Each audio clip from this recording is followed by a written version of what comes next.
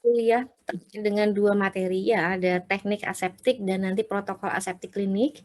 Ya, pertemuan kita pada pagi hari ini adalah pertemuan pada mata kuliah pengendalian infeksi yang diampu oleh Dr. Tetiana. Kebetulan saya ditugaskan untuk mengisi 2 materi atau saya kurang lupa mungkin 2 atau sampai 3 materi ya terkait dengan materi-materi atau topik pengendalian infeksi. Oke, adik-adik semua dan rekan-rekan sekalian yang ada di ruang pertemuan untuk mata kuliah pengendalian infeksi. Oke, selamat pagi ya. Mohon nanti apabila ada yang kurang jelas atau ada suara saya melambat atau terputus atau sebagainya terkait dengan kendala teknis, monggo nanti saya dijapri atau diinterupsi. Ya, suara saya apakah bisa terdengar dengan baik?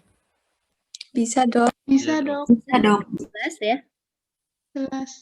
Jelas, oke. Terima kasih sekali adik-adik semua. Oke, saya mulai dengan materi teknik aseptik ya. Perkuliahan pada pagi hari ini saya rekam ya. Mudah-mudahan nanti bisa saya unggah di Elok terkait dengan materi perkuliahan pada pagi hari ini. Oke, adik-adik semua, jadi tujuan kenapa sih kita itu perlu melakukan teknik aseptik ya pada pelayanan kesehatan gigi atau pada pelayanan pada upaya-upaya kesehatan gigi yang kita lakukan kepada klien, kepada pasien yang biasa kita terapkan di klinik, di fasilitas pelayanan kesehatan ya, baik di klinik maupun di rumah sakit. Itu tujuannya adalah untuk pertama, itu yang paling penting adalah untuk mengurangi penyebaran mikroorganisme dari permukaan ke permukaan lainnya di lingkungan kerja. Dari siapa penyebaran itu kita kurangi? Kalian mestinya sudah paham betul tentang rantai pengendalian infeksi.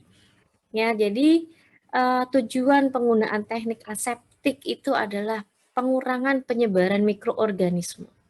Baik dari pasien ke dental team, dari pasien ke permukaan kerja, dari permukaan kerja satu ke permukaan kerja yang lainnya. Itu adalah tujuan kita melakukan mengikutsertakan atau pentingnya peran dari teknik aseptik yang perlu kita perhatikan bersama dan perlu kita lakukan secara tertib ya di segala macam bentuk upaya pelayanan atau pelayanan kesehatan gigi yang kita lakukan terhadap klien, terhadap pasien, individu maupun masyarakat. Ya, ada beberapa langkah-langkah di dalam penerapan atau di dalam aplikasi teknik aseptik. Itu yang pertama adalah kita meminimalkan permukaan sentuh. Yang kedua, kita meminimalkan dental aerosol dan spatter. Kemudian yang ketiga, penggunaan high volume evacuations. Yang keempat adalah penggunaan saliva ejector. Yang selanjutnya adalah penggunaan rubber dam, penggunaan prosedur obat kumur yang saat ini menjadi prosedur yang wajib untuk dilakukan terkait dengan masa pandemi COVID-19, di mana penggunaan obat kumur yang berbahan povidone iodin itu memiliki terbukti dapat mengurangi penyebaran dari coronavirus. Kemudian penggunaan alat sekali pakai, prosedur kerumah tanggaan dan juga pembersihan. Ya, adik-adik semua di sekitar ruangan saya kebetulan ada proyek pembangunan. Apakah suara proyeknya terdengar sampai lokasi adik-adik semua atau tidak? Tidak, Dok. Tidak ya, oke. Terima kasih sekali. Berarti jernih ya suara saya ya? Iya, Dok. Oke, kita lanjutkan lagi. Sampai di sini apakah ada pertanyaan? Jadi beberapa langkah ya dalam teknik aseptik itu yang sudah saya sebutkan. Apa saja? Satu, meminimalkan permukaan sentuh. Meminimalkan produksi dari dental aerosol dan spatter. Penggunaan high volume evacuations, penggunaan saliva ejector, penggunaan rubber dam, penggunaan prosedur obat kumur, penggunaan alat sekali pakai dan prosedur kerumah tanggaan dan juga pembersihan. Ya, ini adalah berbagai langkah pada teknik aseptik. Yang pertama adalah meminimalkan area sentuh. Apa yang bisa kita lakukan dengan teknik meminimalkan area sentuh? Konsepnya meminimalkan area sentuh itu adalah penggunaan sarung tangan, ya, yang telah digunakan untuk pelayanan kepada pasien itu sudah terkontaminasi oleh agen-agen atau partikel-partikel atau mikroorganisme patogen. Jadi prinsipnya adalah kenapa kita meminimalkan area sentuh? Karena apa?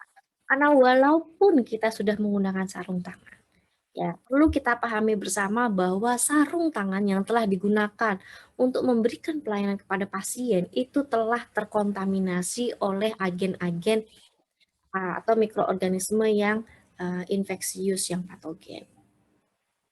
Jadi rekan-rekan semuanya, adik-adik mahasiswa, bagian yang terkontaminasi tersebut tentunya dapat berpindah pada area yang disentuh, ya.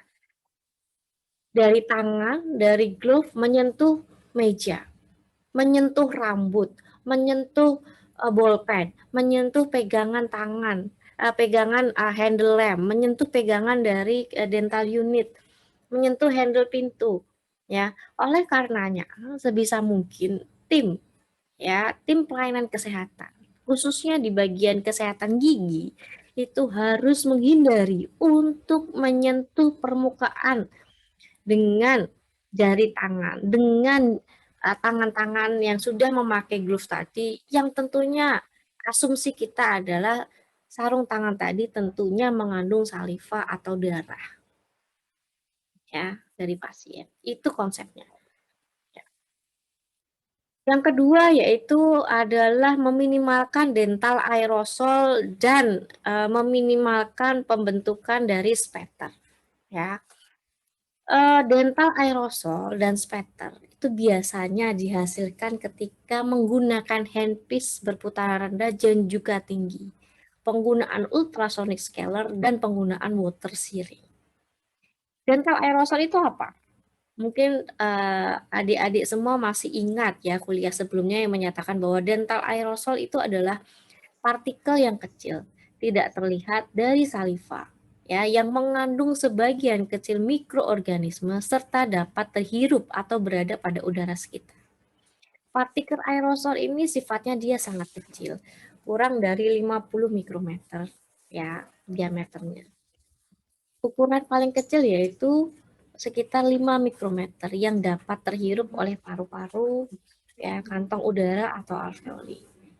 Ingat bahwa diameter sel bakteri itu hanya 1 mikrometer. Dan virus itu bahkan lebih kecil daripada 1 mikrometer. Sedangkan spatter itu adalah partikel yang ukurannya lebih besar daripada 50 mikrometer. Partikel tersebut ketika keluar dari rongga mulut pasien dapat sangat cepat berada pada lantai, dekat dengan area kerja, pada muka, leher, pipi, lengan dari operator yang memberikan pelayanan. Oleh karenanya, bagaimana sih cara meminimalkan dental aerosol atau spatter? Itu adalah menggunakan high volume evacuations atau rubber dam.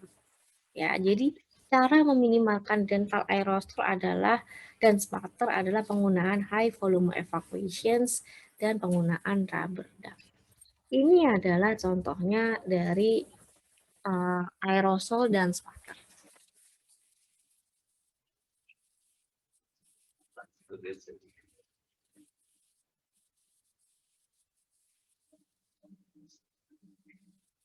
Sebentar ya, dari ya.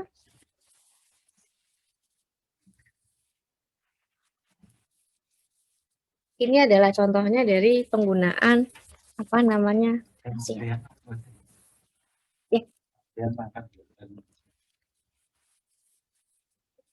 Maksudnya di ruangannya.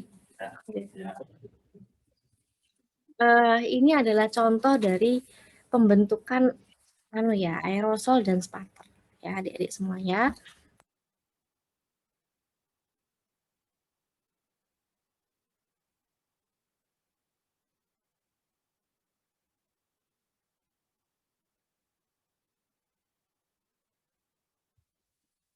Ini adalah contoh penggunaan instrumen yang menghasilkan aerosol. Ya, jadi aerosol itu adalah partikel yang ukurannya kurang dari 50 mikrometer. Jadi dia semacam kayak sebaran gas begitu ya.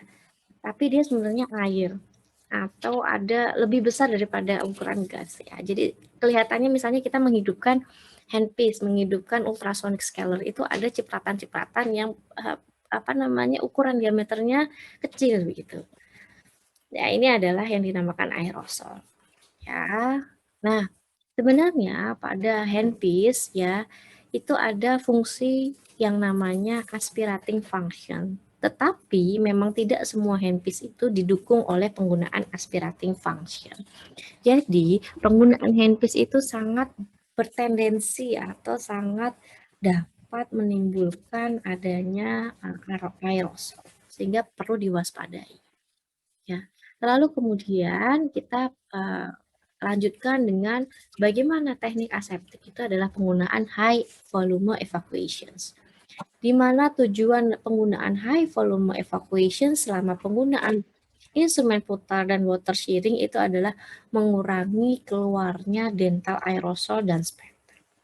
Artinya apa? Penggunaan high volume evacuations itu harus sedekat mungkin dengan area yang terindikasi dapat mengeluarkan aerosol dan spatter. Ya. Namun demikian perlu kita waspadai yaitu mekanisme pembersihan high volume evacuations. Adik-adik mahasiswa ini adalah bentuk-bentuk dari high volume evacuations. Jadi kalau kalian lihat itu biasanya ada di area asisten, di table asisten, di sebelah kiri dari klien atau di sebelah kiri dari pasien, di mana asisten itu akan duduk. Di situ ada di sebelah saliva ejector itu ada pipa untuk meletakkan high volume evacuation ya. High volume evacuation ini tentunya harus dibersihkan ya pada saat jam kerja dengan apa? Dengan memasukkan water based detergent disinfection pada sistem tersebut. Perlu dipahami dan perlu mendapatkan perhatian bahwa pembersihan HVA itu tidak boleh mempergunakan bleach atau sodium hipochlorite karena bisa menghancurkan sistem yang terbuat dari logam. Sumbatan yang terdapat dalam HVA harus dibersihkan secara rutin, ya. Di mana pendekatan yang aman yaitu dengan menggunakan disposable trap. Jadi pada high volume evacuations itu ditutupnya itu kita menggunakan disposable trap. Pembersihan dan penggantian trap dilakukan dengan menggunakan PPE, personal protective equipment, untuk menghindari kontak secara langsung dari material yang berasal dari pasien. Perlu dilakukan desinfeksi dari saluran dengan desinfektan. Ya, karena apa? Karena kita pahami bersama bahwa penggunaan prosedur-prosedur ini, penggunaan alat-alat ini tentunya bisa menyebarkan mikroorganisme. Ya. Nah, ini ya bisa kita lihat di mana efisiensi itu bisa menurun ya ketika ketika kita mengganti high volume evacuation itu dengan saliva ejector. Oke. Nah, sekarang kita lihat apa sih saliva ejector? Ya, saliva ejector itu adalah sama sebenarnya dengan konsepnya high volume evacuations. Hanya dia daya hisapnya itu lebih kecil dibandingkan dengan high volume evacuation. Dari namanya aja sudah berbeda. Yang satunya high volume evacuation, sedangkan yang lainnya adalah saliva ejector. Ya, saliva ejector ini ketika kita mempergunakan saliva ejector, kita harus menginstruksikan kepada klien, kepada pasien, jangan mengatupkan bibir ketika kita masih mempergunakan saliva ejector. Karena apa? Karena akan terjadi aliran balik atau reverse flow. Nah, reverse flow ini tentunya harus dihindari dengan menginstruksikan kepada pasien untuk tidak menutup bibirnya pada saat saliva ejector berada di rongga mulutnya. Ya, ketika memang saliva ejector itu pasien atau klien itu sudah terlanjur menutup mulutnya, maka kita minta pasien itu untuk meludah. Alternatif lainnya adalah kita beri lubang kecil pada disposable saliva ejector untuk menghindari adanya reverse flow. Ya, sampai di sini ada pertanyaan dari adik-adik semua? Belum, Dok. Ya, adik-adik mahasiswa. Jadi kemudian yang selanjutnya adalah protokol aseptik lainnya adalah menggunakan rubber dam. Di mana penggunaan rubber dam itu adalah konsepnya mengurangi mikroorganisme yang berasal dari rongga mulut, ya, dan penggunaan ini dapat mencapai 100%, tergantung tipe dan area dari prosedur intraoral. Penggunaan secara rutin dari high volume evacuations dan juga rubber dam akan memberikan pendekatan yang terbaik untuk mengurangi terbentuknya dental aerosol dan spatter. Apa efektivitas rubber dam yang bisa kita lihat? Yaitu yang pertama adalah saliva yang muncul tentunya akan sangat minim. Ya, kemudian saliva yang muncul akibat reverse flow juga akan minim. Sehingga menyediakan kondisi yang aman ketika katup antri retraksi itu mengalami kegagalan. Namun demikian, perlu kita perhatikan juga bahwa kita tidak boleh melupakan penggunaan prosedur personal protective equipment. Ya, meskipun kita sudah memakai rubber dam dan kita sudah menggunakan high volume evacuations. Karena apa? Karena masih terdapat kemungkinan adanya mikroorganisme yang berkembang pada biofilm dental unit waterline yang keluar ketika air mengenai muka, leher, serta lengan daripada operator. Ya. Lalu yang teknik yang selanjutnya adalah apa, Dek? Yang teknik yang selanjutnya adalah pre-prosedur obat kumur. Ya. Aplikasi dari antiseptik pada kulit atau membran mukosa telah dipergunakan sejak lama. Bahkan sebelum dilakukan prosedur pembedahan. Ya, tujuannya apa? Tujuannya adalah untuk mengurangi jumlah mikroorganisme yang berada pada permukaan. Untuk mencegah masuknya mikroorganisme tersebut memasuki jaringan sehingga terjadinya bakterimia, septikemia, atau infeksi berbahaya lainnya. Penggunaan obat kumur sebelum dilakukannya prosedur perawatan gigi dan mulut dilakukan berdasarkan prinsip yang sama, yaitu pengurangan jumlah mikroorganisme atau dental aerosol, spatter, dan kontak langsung. Penggunaan obat kumur yang mengandung agen antimikroba dengan mengandung efek jangka panjang, ya, itu contohnya apa? Contohnya adalah chlorhexidine gluconat, essential oil, dan juga iodophor. Keempat agen ini dapat mengurangi jumlah mikroorganisme yang terbukti secara efektif selama 5 jam. Ya. Penggunaan obat kumur yang tidak mengandung antimikroba itu menunjukkan adanya efek kontrol infeksi yang rendah, sehingga disarankan obat kumur yang dipergunakan itu harus menggunakan atau mengandung agen-agen yang dapat mengandung efek antimikroba. Ya, paling efektif dipergunakan sebelum perawatan gigi dimulai, dan ini merupakan saat ini menjadi prosedur tetap yang harus dilakukan oleh setiap klinik, setiap fasilitas pelayanan kesehatan selama kondisi pandemi yang saat ini ada. Pada prosedur profilaksis setelah scaling, ya, dilakukan juga penggunaan obat kumur, ya, di mana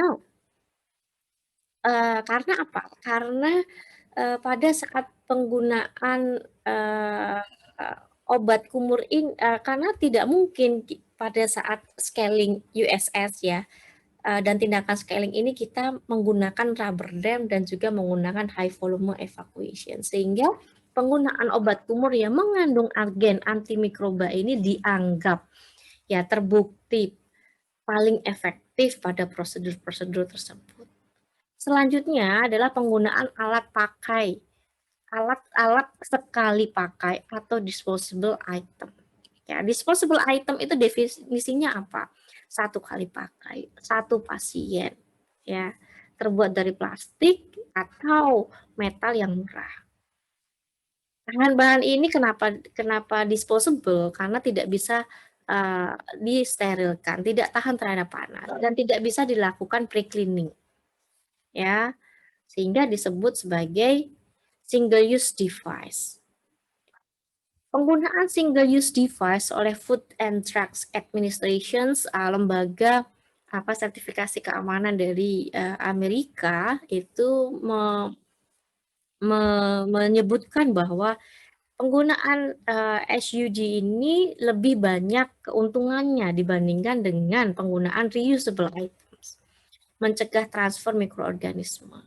Kenapa? Karena langsung dibuang. Contohnya apa? Jarum suntik, ya, tip atau air atau water searing, high volume evacuation tips, prophylaxis cups atau sebagainya. Nah, yang terakhir adalah penggunaan atau aplikasi prosedur-prosedur seperti cleaning, flooring, carpeting, dan upholstery pada prosedur rumah tanggaan dan pembersihan ini juga perlu kita perhatikan selain dari langkah-langkah yang sebelumnya yang sudah adik-adik cermati. Di mana pada saat metode cleaning dari lingkungan kerja itu yang pertama, tidak diperkenankan atau tidak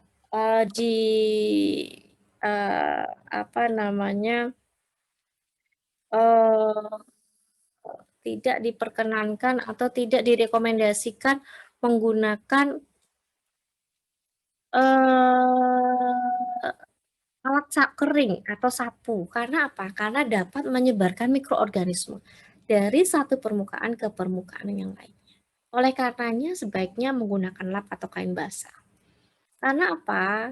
Karena debu atau partikel-partikel yang lainnya itu dia langsung menempel pada kainnya, tidak menyebar kemana-mana. Karena kalau kita menggunakan sapu atau sulap atau dan lain sebagainya, debu yang tertempel itu kan mengandung mikroorganisme, dapat berpindah dari satu permukaan ke permukaan yang lainnya. Ya, namun demikian, lap atau kain basah yang dipergunakan untuk membersihkan lantai harus dicuci secara rutin dan disimpan dalam keadaan kering sebelum akan dipergunakan kembali. Penggunaan disposable kain pel atau lap itu akan lebih baik, ya, di mana perlu diperhatikan penggunaan low level desinfektan untuk meningkatkan atau meningkatkan efektivitas pembersihan, mencegah mikroorganisme berkembang di air dan mengenai lantai pada saat prosedur pembersihan lantai. Nah, pada saat kita melakukan flooring, carpeting, dan upholstery, itu permukaan lantai yang licin itu lebih diprioritaskan pada area pasien. Karena apa? Karena mempermudah mekanisme pembersihan dan meminimalkan tertempelnya debu. Ya, hindari penggunaan lantai atau cloth upholstered furnishing atau lantai-lantai yang itu dapat menjadi atau di mana bisa menjebak mikroorganisme yang berbahan dasar kain, berbahan dasar kayu dan lain sebagainya. Ya, terutama pada area-area operasi, laboratorium dan area pemrosesan instrumen. Nah, mekanisme teknik aseptik lainnya yang bisa kita lakukan itu adalah penggunaan sistem vakum pada prosedur flushing. Jadi kalau kita nge-flush atau penggunaan water searing, itu kemudian ada prosedur vakum dari situ. Yang kedua adalah penggunaan handpiece cleaning system, ya, di mana handpiece itu ada mekanisme sterilisasinya. Yang ketiga unit dosing. Ya, unit dosing itu adalah kita menyediakan bahan-bahan yang diperlukan itu sesuai dengan dosnya. Artinya apa? Setelah dikeluarkan bahan-bahan itu tidak kita tarik atau kita simpan lagi begitu, tapi kita tarik kemudian kita buang. Misalnya kapas yang diperlukan berapa? 4 pieces. Maka kita sediakan 4 pieces. Kita tidak menyediakan satu kotak yang isinya kapas. Karena apa, Dek? Karena aerosol atau spatter itu bisa saja ya berpindah